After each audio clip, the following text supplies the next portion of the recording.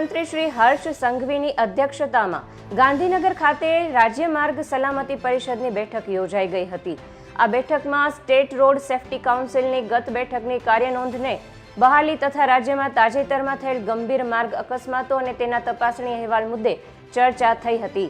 ઉપરાંત વર્ષ 2023 દરમિયાન થયેલા માર્ગ અકસ્માતોના આંકડાનું વિશ્લેષણ પણ કરવામાં આવ્યું હતું।